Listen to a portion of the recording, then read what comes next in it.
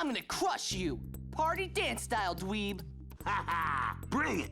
I am creating a playable and show-accurate version of CardWars from Adventure Time. I'm going to give a recap, so don't worry if you haven't watched the other videos. I figured out the turn structure in the show and made a combat system. Playing cards is free because there's no mana system, but you also never net gain cards, so it balances out.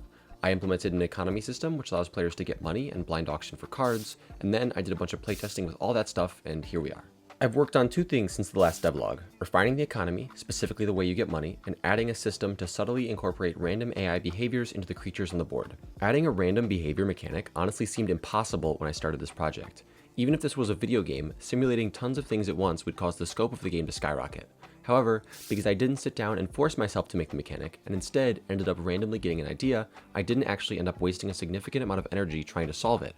Regardless, I was very happy with what I came up with. So last time, I implemented the economy systems in the game. For those of you who are new here, because I'm making the game show accurate, I had to put monetary mechanics in because Jake implies their existence. The system worked like this. Rotate a money producing card to place a money on it. At the start of your next turn, you can claim that money. At the end of a turn, you can spend 2 money to initiate an auction, where you force the other player to flip the top card from their deck up, then you both blindly bid for it without knowing how much the other player decided to pay. The winner gets the card added to their hand, and can move the economy tracker 1 space. This tracker shows who's ahead in the economy. The player who's ahead in the economy can buy cards, but also cannot initiate an auction. Anyway, I quickly amassed several pages in my notebook detailing my many criticisms of the mechanic after playing with it several times. My biggest gripe was all the pieces everywhere. You could exhaust a structure or worker to place 1 money on it, then if it survives until your next turn, you get that money. So structures and workers were constantly making money, and both players had a bunch of little yellow circles everywhere, and it was so cluttered. The next biggest thing, which was technically far more important than the pieces everywhere, was how low risk producing money was. This definitely contributed to the clutter problem, and money became super prevalent in every single game, when I just wanted it to crop up if you were trying to play around it, or every once in a while to spice things up. There were plenty of other little issues that I had, but a surprising amount of them felt like dominoes once I fixed these 2 main things. Too many pieces on the board? Track the money in a way that doesn't use them. Too low risk? Add risk. I bundled these ideas together by adding a new state that cards could be in: flipped. Cards can be flipped during your main phase, which turns them face down. When a card is face down, it retains its tags, but has no text and 0 attack. Face down cards are destroyed if they take any damage. Flipped cards then unflip at the start of your next turn, giving you 1 money. Honestly, I really loved this idea. It greatly increased the risk of money production by forcing you to leave your cards vulnerable, and allowed you to track the money you were making without putting the little yellow circles all over the place. Since if you simply rotated the card to make money, you would have to remember which cards were exhausted for that purpose on the next turn, unless you put a yellow pebble on them. This way, at the start of your turn, you get a money for every card you unflip, so you don't have to put pieces on the board to keep track. But this system had a tiny flaw. Money was now impossible to get. When you flip a card, it very rarely survives until your next turn for you to claim its money, and because you're risking a card to get something non-essential, you'd hardly ever do it. It was technically possible if you really strategized around it and protected your cards, but it didn't really work and was hardly ever worth the risk. Now, I don't want money to be a big part of every game, since outside of it being mentioned, we don't actually see it played in the show at all. I want money to be something that has potential to come up when it just sort of feels right, but I ended up pushing it way too far down into oblivion. The first attempt to subtly bring it back up was to lower the costs of money-related actions, so that auctions now cost 1 and the economy board had lower card costs. Also, if a player bought a card, the other player could then move the economy tracker by 1. These 2 things were somewhat unrelated, but it kept a player from staying in control and farming money. It also meant the restriction allowing only the player behind in the economy to initiate an auction could be removed. This didn't really fix anything, since it was still too easy to prevent your opponent from getting money in the first place. Then, even if you managed to get the money and pull off an auction, it ended up being a little one-off thing, and it was likely your opponent couldn't contest it. So I needed to focus on making money easier to get. I tried making it so when you flip a card, you get the money instantly, which has been working pretty well in playtesting. Getting money is still high risk, since you can lose your workers and structures really easily, but the money gain becomes guaranteed and more immediately useful, instead of a long-term investment which doesn't make much sense in a short game like this. With this tweak, I also had to make it so that you can't initiate an auction on turn 1, since otherwise you could just make money on turn 1 and then force an uncontested auction. The flow of money was still significantly lower than it was in the last video, and the average game didn't have nearly as many pieces being moved around anymore, which I think is excellent. So I just left the decreases in cost I implemented before, and everything seems to be working pretty well. The occasional game might have no money at all, and then another one could completely revolve around the economy, while most games have little touches of it here and there. This is the balance that I was going for, and it's how the rest of the game works. There's a lot of emergent gameplay, and each game ends up being defined by a different thing because of how crazy the cards are. Now, speaking of emergent gameplay, the game is about to get even more unpredictable. It's sort of fallen by the wayside, but there was a lot of discussion about the wandering bald man and the simulated aspect of the game off the heels of the first video. Essentially, in the episode, Jake's wandering bald man wanders around the board and gets stuck in the mud without either player's input. There are a lot of issues here, and I guarantee you that I cannot emulate this one-to-one because this happens during Finn's turn while they're both talking. I cannot make a system that is constantly running in the background. Technically, a video game could simulate this, but even that would be pretty overcomplicated. But I have some ideas that capture that random AI element of the creatures in a way that I think is interesting and will hopefully feel right. So, with some outside help, I had an idea for these behavioral dice, which was the first step to developing something to emulate it. These behavioral dice meant literally nothing at the moment, aside from the fact that they each represented a different personality type. But I thought if I made them and threw them around a bit, I would come up with something, which obviously happened since I said in the intro that this was the second part of the video. I'm going to interject here really quick to let you know about our memberships, which support the project more than I can express. I wouldn't be able to keep working on this without you guys. If you sign up to become a member, you get access to private development streams every Saturday where we show off our new stuff and design cards together live. But also, you'll get early access to the first playtest once it's ready in the upcoming weeks. Of course, there are also these other perks, so if you're interested in supporting the project, please consider becoming a member. There are several board games that simulate an external AI, and I've seen a few that use a sort of event deck. Essentially, you can simulate a bit of randomness into the world by drawing event cards which make things happen. There are two things that made this a bad idea for my game. One, it would involve a new third deck sitting between the players you'd have to draw from, which just doesn't feel right for a card game like this. And two, when do you draw from the deck? I don't like the idea of it being even a little bit consistent, like having players draw at the end of their turn or every few turns. It wouldn't feel fluid and random. Similarly, I didn't want a system that made things resolve all at once, like a set time to check all creatures one at a time for random behaviors, so I began searching the game for triggers that could cause the player to roll these dice at random times. Things like, when you flip a creature but don't move it, roll a behavior dice for it.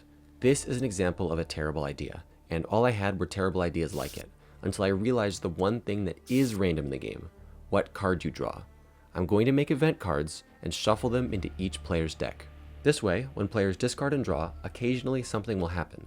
Then, once that has resolved, they'll draw another card, so you aren't losing a card as a result. I created a few cards that work sort of like the Destiny pile in Cosmic Encounter, where they essentially give some criteria to determine which one of your creatures will be affected, like your creature with the most attack. Then you roll a random behavior die based on what kind of personality the affected creature has. At the moment, the personalities in the game are neutral, aggressive, and dumb, with some overlap between them. The only issue now was that the dice still didn't mean anything, and because I can't write information on the side of a d6, I would have had to have a table elsewhere for you to cross-reference. I don't want that, way too slow.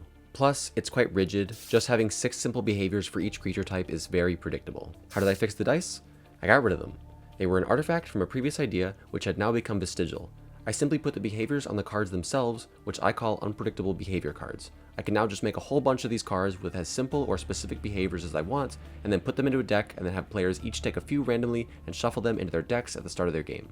Now that the cards detail the behaviors, I needed a new way to determine the creature that is actually affected by the card. If the cards themselves specified a target, things would get predictable in certain ways. Only the weakest creature would ever wander, or only the farthest left creature would ever get pregnant. I wanted to keep the personality thing intact so that the aggressive creatures would tend to do more aggressive actions and the intelligent creatures would tend to do the more sophisticated actions. But then maybe there could be creatures that are just generally unpredictable and could just do anything at all. So, if there were to be personalities, the creatures themselves need to have something that denotes what personality they have. And because I'd already be adding new information on every creature card, I was fine tacking on another stat to creatures as well: unpredictability. The more unpredictable a creature is, the more likely that they will do something inane. Maybe I should call this stat inanity. That'd be more fun, right? Please give me some suggestions in the comments. I've suddenly become interested in alternate names while I'm writing the script.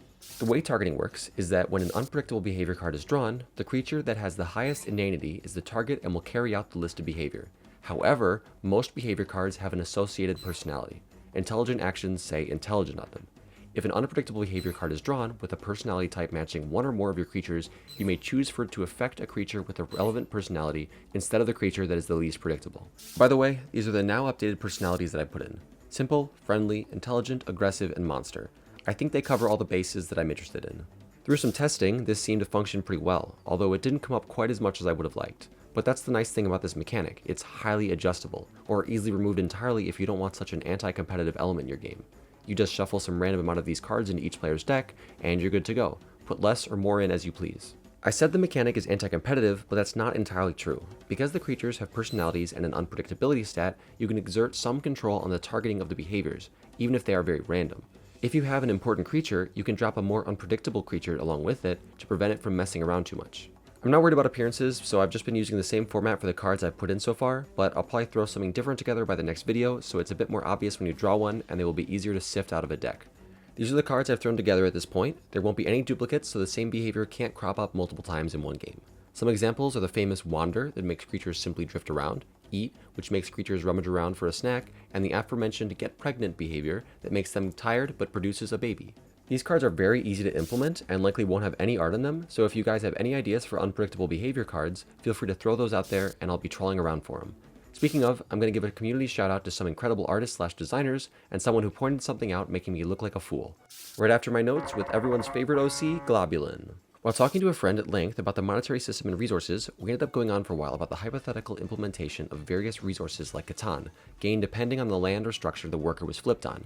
I ended up wasting a bunch of time thinking about this idea, which is objectively terrible, but the idea of having cards like sheep and wood in your hand was just so unbearably funny to me I couldn't stop thinking about it. Speaking of, I still think worker placement doesn't matter enough, so I wanted to figure out ways to force workers to move around the board for some reason. The idea I just mentioned would make them positioned to get different resources, but I was considering making the lands get overworked when you flip cards on them, making it so that you can't produce money there on your next turn.